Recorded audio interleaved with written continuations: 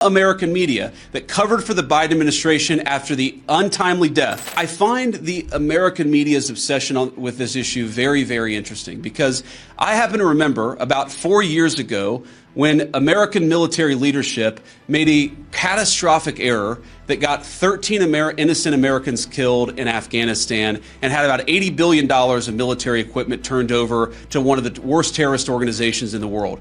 And for years, the American media ran cover for a Biden administration that refused to fire any generals or even launch an internal investigation that was meaningful and substantive about what happened. And now the same American media that covered for the Biden administration after the untimely death and the unnecessary death of 13 brave Americans is really, really interested in forcing the President of the United States to fire someone because of a signal chat.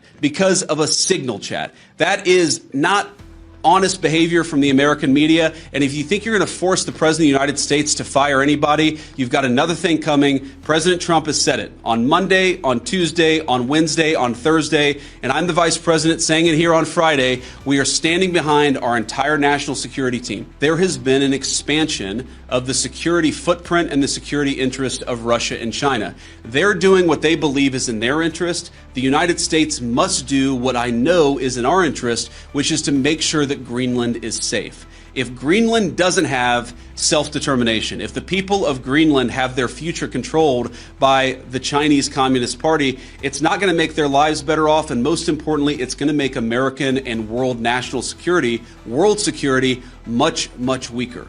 We in some ways need to wake up.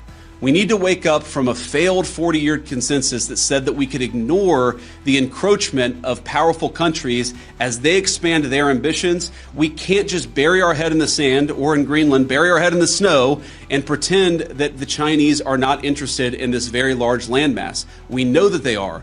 They've taken steps to put Greenland in ridiculous debt traps to invest and exploit the resources here. And we know that they're sending a lot of military resources here. Yes, over the medium term, the United States will meet that challenge. We will put our own resources here. We already have a lot of great resources here, but we know we're going to have to do more to counter some of the nations that we know that we're competitive with.